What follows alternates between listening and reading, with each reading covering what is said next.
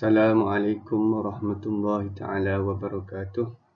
Jadi sebelum kita mulakan kelas kita pada hari ini, kita sama-sama membaca doa.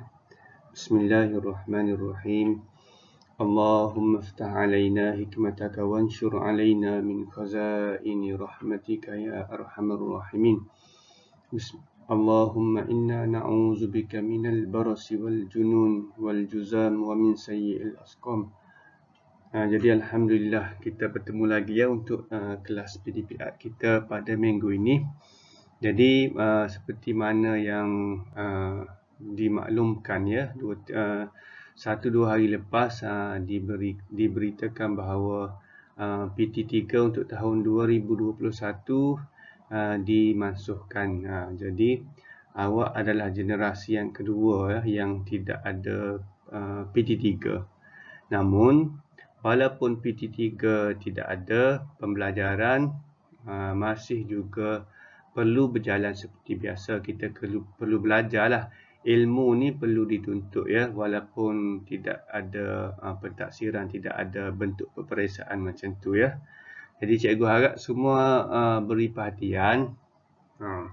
Silibus sains tingkatan 3 ni penting juga ya. Banyak juga ilmu-ilmu tentang dunia sains, tentang sistem-sistem tubuh kita yang perlu kita tahu. Kita tengok hari ini kita akan bincang tajuk mekanisme pertukaran gas di dalam tumbuh-tumbuhan.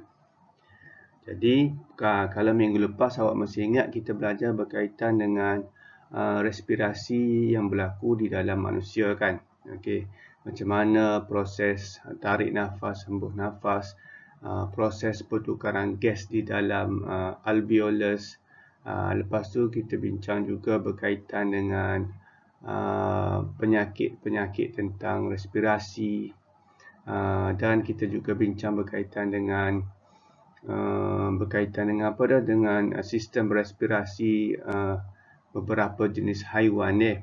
Okey. Jadi untuk ini kita bincang tentang tumbuhan pula deh. Okey, tumbuhan juga menjalankan proses pertukaran gas. Tumbuhan menjalankan proses pertukaran gas. Untuk apa gas? Tumbuhan pakai gas ni untuk apa? Siapa boleh bagi saya idea? Sekolah rendah lagi belajar ni. Ya, yang pertama, tumbuhan menggunakan gas karbon dioksida untuk fotosintesis. Yang pertama sekali, karbon dioksida untuk apa tadi? Untuk proses fotosintesis, proses penghasilan makanan. Dan yang kedua, pada masa yang sama, tumbuhan juga menjalankan proses respirasi. Respirasi iaitu proses tumbuhan menjana tenaga untuk tumbuh besaran. Proses ini memerlukan gas apa? Gas oksigen ya. Jadi proses gas karbon dioksida kebanyakannya pelajar tahu. Tetapi bila sebut proses respirasi, proses menjana tenaga, proses metabolisme ni, tidak ramai pelajar yang tahu. Jadi pada masa yang sama sebenarnya tumbuhan juga memerlukan gas oksigen ya, untuk menjalankan respirasi. Jadi macam mana gas? Contohnya gas karbon dioksida daripada udara ni masuk ke dalam pokok ni. Macam mana proses ini boleh masuk deh? Dan macam mana gas oksigen dibebaskan daripada tumbuhan ni? Proses ini perlu berlaku. Okey, kita tengok. Jadi macam mana tumbuhan ini melakukan proses pertukaran gas? Dia punya komponen sistem respirasi dia duduk mana? Okey, yang pertama, semua bahagianlah. Daun yang terdedah kepada udara deh. Daun, dia punya batang, dia punya akar. Dia ada pintu ya, pintu masuk. Dia boleh buka, dia boleh tutup pintu tempat udara tu keluar masuk. Ada. Okey, nanti kita tengok deh. Yang paling banyak sekali di daun, di bahagian bawah daun tu. Okey, jadi ketiga-tiga bahagian ini membekalkan luas permukaan yang besar untuk pertukaran gas. Ingat, luas permukaan mesti besar ya, supaya proses pertukaran gas boleh berlaku dengan baik. Kalau manusia, alveolus kita mempunyai luas permukaan yang besar. Kalau tumbuhan, seluruh bahagian pokok daripada daun, batang, dia punya sampai ke akar dalam tanah. Okey, kita tengok seterusnya. Okey, yang ni yang sering ramai pelajar keliru ya. Pada waktu siang, apabila adanya matahari, pokok ini Tuhan buat dia boleh kesan ada cahaya. Bila ada cahaya, proses fotosintesis akan berlaku. Kilang. Kilang membuat makanan akan buka on. Dia on bila ada cahaya. Bila proses fotosintesis berlaku, dia punya pintu. Pintu tu dia panggil stoma ya, liang stoma. Lepas ni ada apa ni? Liang stoma. Liang stoma automatik akan terbuka dan proses pertukaran gas tadi berlaku. Jadi karbon dioksida, pengambilan karbon dioksida dan oksigen, disebut dua sini. Waktu siang dua jenis gas masuk ke dalam pokok, karbon dioksida dan oksigen. Dan pada masa yang sama, penyingkiran oksigen dan karbon dioksida berlaku. Okey, saya dah sebut tadi, karbon dioksida ni untuk proses apa? Masuk dalam pokok ni, proses apa ni? Pokok guna karbon dioksida untuk apa? Untuk proses fotosintesis. Okey, manakala untuk gas oksigen, oksigen ni digunakan untuk apa? Proses lain pula, proses respirasi. Okey. Dan apabila karbon dioksida ni digunakan untuk fotosintesis, dia akan mengeluarkan pasangan dia gas mana? Cuba teka. Oksigen ke karbon dioksida yang keluar? Okey, kalau untuk fotosintesis dia akan membebaskan gas oksigen. Okay. Manakala respirasi samalah macam manusia. Kalau kita bernafas, kita membebaskan gas karbon dioksida. Okay. Ini dia punya konsep ya. Dua jenis proses berlaku pada waktu siang, fotosintesis dan respirasi. Okay. Pada waktu malam ni dia tidak ada cahaya matahari. Apabila tidak ada cahaya matahari, yang berlaku ialah hanya satu proses sahaja berlaku. Proses apa? Cuba teka. Fotosintesis ke respirasi? Tidak ada cahaya. Proses mana tidak boleh berlaku jika tidak ada cahaya? Proses fotosintesis lah. Jadi pada waktu malam hanya proses respirasi sahaja berlaku. Ni oksigen ni. Maksudnya apa sini? Maksudnya respirasi ni berlaku 24 jam, siang dan malam. Samalah macam kita bernafas 24 jam.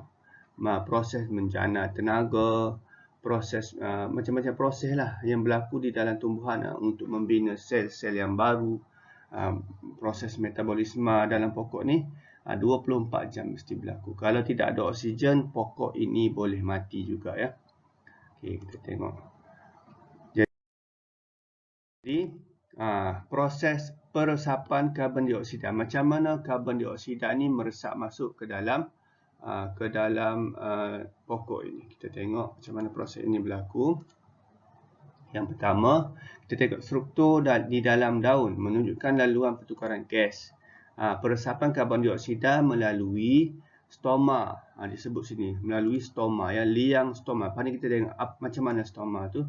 Mengikut kepekatan karbon dioksida di dalam sel dan di dalam ruang udara di antara sel. Samalah macam manusia. Bila sebut resapan, proses ini berlaku apabila terdapat perbezaan kepekatan gas di antara dua tempat yang berbeza. Kalau manusia, perbezaan di antara di dalam alveolus dan di dalam salur darah ni, perbezaan kepekatan. Kalau pokok atau daun ni, perbezaan di antara kepekatan karbon dioksida di antara di dalam sel dan di dalam ruang udara antara sel. Kita tengok gambar ni. Ada buku teks. Awak boleh rujuk buku teks. Ni muka surat. Ada ya, cuba buka buku teks ni, muka surat. Saya tak pasti. Rajah 2.18. Okey, dia tunjuk macam mana proses resapan karbon dioksida ini boleh berlaku. Okey, kita tengok dia satu persatu. Okay. Pada resapan, yang pertama kita ulang kaji balik. Resapan ialah proses pergerakan zarah daripada kawasan kepekatan tinggi ke kawasan kepekatan rendah ni sebut dah ni. Okey. Jadi apabila karbon dioksida digunakan dalam proses fotosintesis, bila waktu siang pokok ni buat fotosintesis. Bila fotosintesis, karbon dioksida di dalam sel ni di dalam sel ni jadi sikit, rendah, kepekatan dia jadi rendah dia.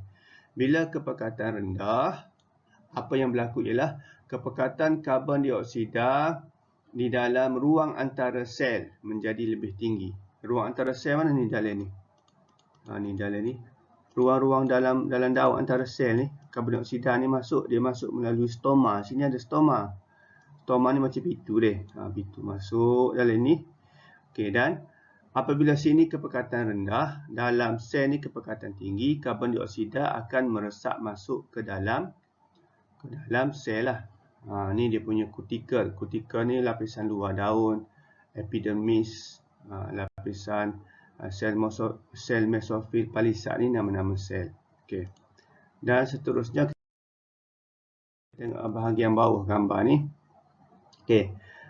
Cuba tengok daun ni, sel ni apabila dia menjalankan proses apa? Proses fotosintesis, dia membebaskan gas oksigen. Okey.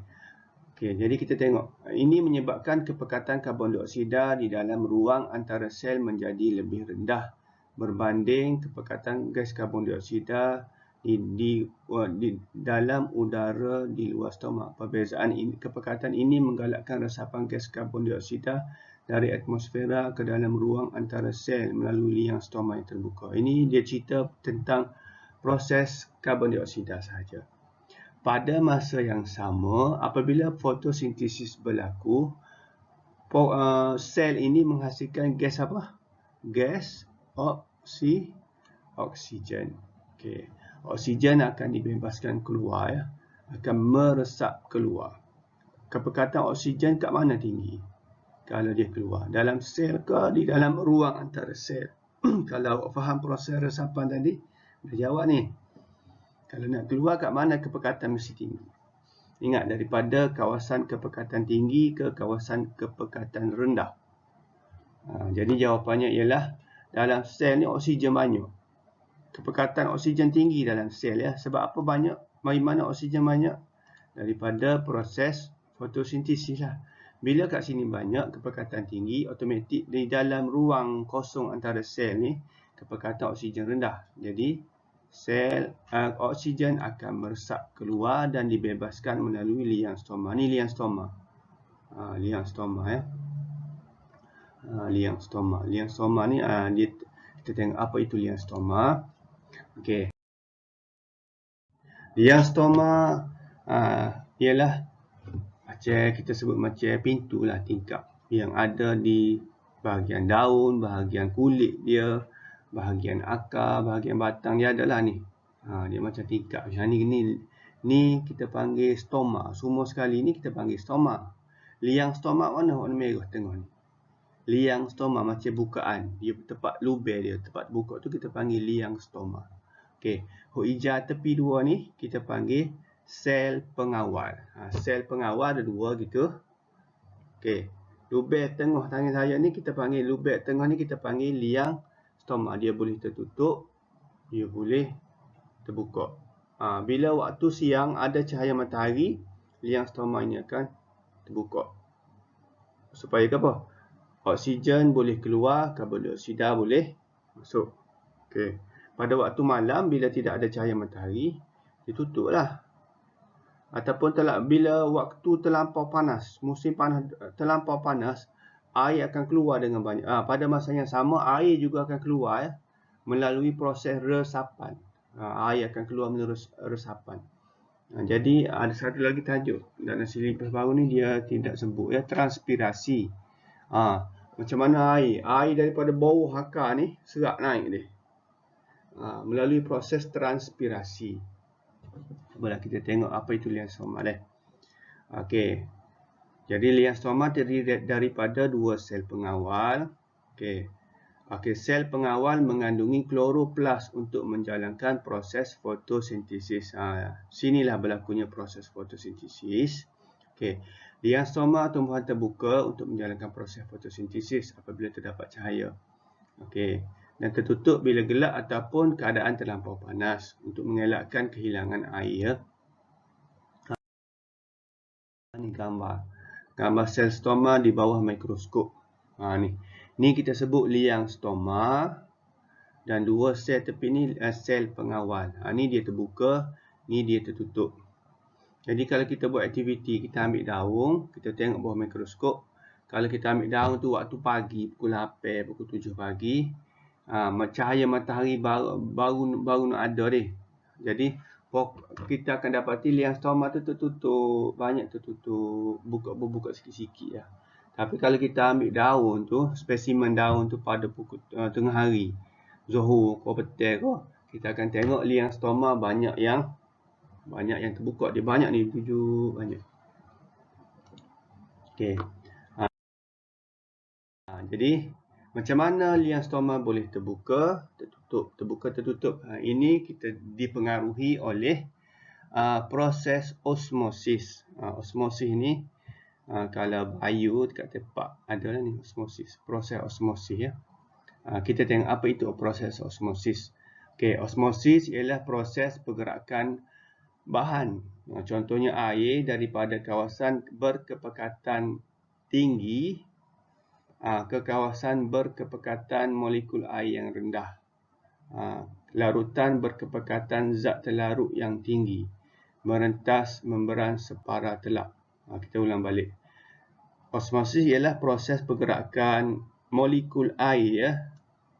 Dia berbeza dengan resapan. Kalau resapan, bahan tersebut bergerak dia. Kalau air gula pekat, gula cair, daripada kawasan gula pekat tu akan bergerak ke kawasan gula cair, iaitu resapan. Kalau osmosis hanya molekul air sahaja bergerak ya. Molekul air daripada kawasan yang berkepekatan molekul air tinggi. Maksudnya cair lah. Kawasan cair. Larutan berkepekatan zat terlarut yang rendah. Maksudnya kawasan cair ke kawasan berkepekatan molekul air yang rendah. Maksudnya molekul air itu sedikit. Maksudnya kawasan tersebut zat terlarut yang tinggi. Maksudnya apa? Kawasan pekat. Jadi syarat yang kedua, dia mesti melalui membran separa telak.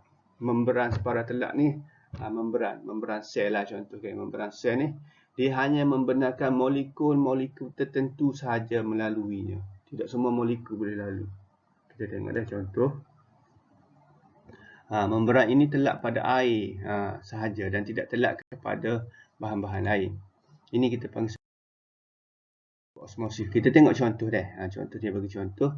Biru ni molekul air, yang warna merah ni macam gula lah. Gula dalam air contoh dah. Okey. Jadi kita tengok yang pertama. Sini, kawasan pertama saya tunjuk ni, molekul air berkepekatan tinggi. Air banyak. Air banyak ni air. Air banyak.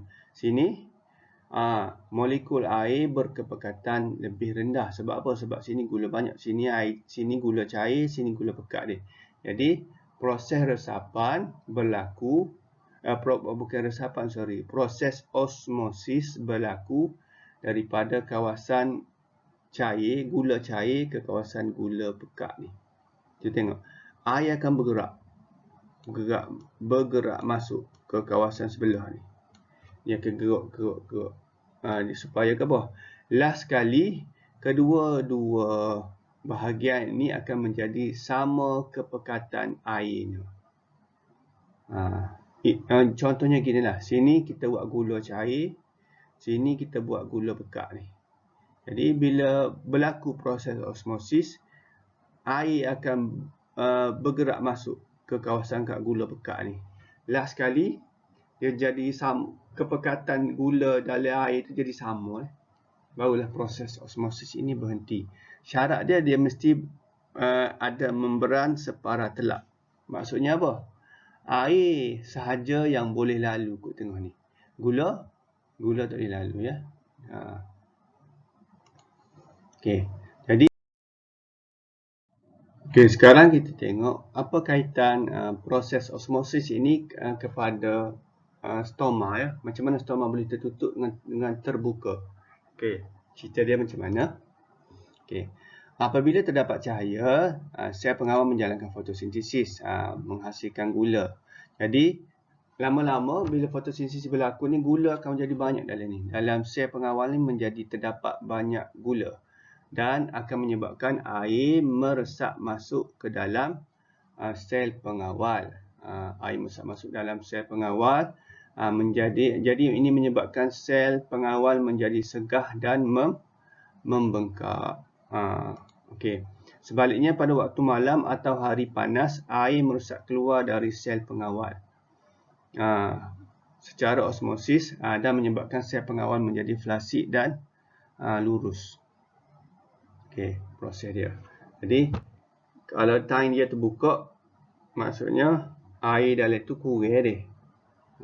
Bila proses terbuka, proses fotosintesis boleh berlaku. Udara keluar masuk, karbon dioksida masuk, oksigen keluar dan berlaku proses fotosintesis. Apabila berlaku proses fotosintesis, gula banyak dalam ni. Gula semakin banyak di dalam sel pengawal. Bila semakin banyak gula dalam sel pengawal, air akan diserap masuk ya, osmosis tadi kan. Okey, jadi lama kelamaan dia akan jadi besar balik jadi bekok balik lah sebab air masuk. Jadi tutup balik. Terbuka tutup. Ini proses yang berlaku ya. Okey, kita tengok macam mana proses ini berlaku ya. Okey, yang pertama kita tengok sel pengawal yang flasid dan lurus ya. Sel pengawal yang flasid dan lurus. Cuba tengok ni, apa beza kat dua gambar ni? Bezanya ialah ni. Cuba tengok ni, dia punya warna biru dalam ni. Warna biru dalam ni apa dia ni? Ini adalah kalau kita belajar sel kata satu, komponen-komponen sel dia punya bakul tempat menyimpan air. Yang ni air dia banyak. Apa bezanya ialah bila air banyak, sel pengawal menjadi segah dan membengkok. Apabila air kurang, sel pengawal menjadi lurus. Okey. Jadi anak panah merah ni maksudnya apa? Air meresap keluar. Bila air meresap keluar maksudnya apa? Kat mana kepekatan air lebih tinggi? Maksudnya kepekatan air lebih tinggi dalam sel pengawal lah. Sini air banyak, luar ni air kurang sikit. Jadi apa yang berlaku ialah air akan meresap keluar. Dia jadi tertutup. Okey. Pada waktu siang, apa yang berlaku ialah pada waktu siang apa berlaku bila berlaku proses fotosintesis. Okey. Fotosintesis berlaku, stoma akan terbuka kan. Terbuka maksudnya dia bengkok. Maksudnya air banyak masuk dalam sel pengawal tu disebabkan gula banyak dalam tu. Kepekatan air dalam tu menjadi rendah. Bila banyak gula dalam ni, kepekatan air jadi rendah lah. Sebab gula banyak. Luar ni kepekatan air tinggi, air masuk. Bila air masuk banyak, dia jadi bengkok. Kau besar dia terbuka ya. Okey. Jadi kita tengok kepentingan persekitaran yang tidak tercemar untuk proses kemandirian tumbuhan. Okey. Jadi udara perlu bersih ya. Pokok juga memerlukan udara yang bersih supaya dia boleh tumbuh dengan segar ya. Okey. Kalau ada habuk banyak dia tertutup lah liang stoma dia ni. Ni tertutup. Kawasan pembinaan ada habuk melekat pada daun tu. Sebenarnya tak elok ya. Liang stoma dia tertutup. Jadi berdebu akan membantu tumbesaran dia. Okey. Dan dia akan mengurangkan cahaya matahari yang terkena daun tersebut. Mengganggu pertumbuhan pokok. Okey. Kesan gas berasid dalam udara terhadap kemandirian tumbuhan. gas-gas bahan kimia ni juga boleh melarut di dalam air hujan dan menghasilkan hujan asid dan akan menyebabkan pertumbuhan tadi kurang subur, tanah kurang subur. Jadi merosakkan pokok lah. Okey. Jadi menyebabkan manusia memerlukan tumbuhan sebagai sumber makanan deh. Sumber makanan, sumber oksigen. Okey. Jadi antara langkah pencegahan pencemaran terhadap tumbuhan dalam konteks tempatan dan global. Apa langkah-langkah kita untuk menjaga udara ya supaya manusia dan tumbuhan dapat hidup dengan baik. Contohnya mengharamkan pembakaran terbuka. Contohnya setiap tahun negara kita dilanda dengan jerebu asap daripada pembakaran. Tiap tahun berlaku. Dari mana asap ni? Daripada pembakaran terbuka ya di Indonesia. Okey. Ni kongsi kereta. Ini contoh-contoh lah. Penggunaan tenaga alternatif, tenaga suria. Okay. Jadi, last sekali untuk hari ini, cikgu nak bagi satu soalan. Soalan dalam buku teks ni ada. Jadi, awak boleh rujuk buku teks ya. Rujuk buku teks. Soalan kebak ya. Saya nak bagi satu kerja rumah ini. Okey. Awak buat soalan ini di dalam buku tulis. Okey, ada 5 soalan. Dibagi 2 graf ni. 2 graf. 2 orang pelari, berlari X dengan Y. Jadi, graf ini menunjukkan isi padu udara di dalam paru-paru. Senangnya soalan ni A, nyatakan isi padu udara maksimum semasa berjalan. B, semasa berlari. Nyatakan isi padu udara maksimum dan paru pelari yang berikut. Isi padu maksimum boleh tengok pada graf. Okey. Soalan C, apa hubung kait jenis aktiviti dengan isi padu udara maksimum? Kena bagi penerangan ya. Okey. Jika seorang daripada itu adalah pelari itu adalah perokok, yang manakah perokok? Cuba awak teka yang mana perokok daripada 2 graf ni kita boleh ramal ya. Okey. Dan C, bagi penerangan ya. Setiap jawapan mesti ada penerangan. Dan E, bagaimanakah penambahan isi padu paru maksimum mempengaruhi kadar respirasi? Bagi penerangan juga. Jadi, saya akan semak jawapan awak apabila awak sudah siap ya. Jadi, setakat inilah dulu kelas kita untuk hari ini. Saya harap, cikgu harap awak semua faham ya. Faham tentang tajuk yang kita bincangkan pada hari ini. Assalamualaikum warahmatullahi wabarakatuh.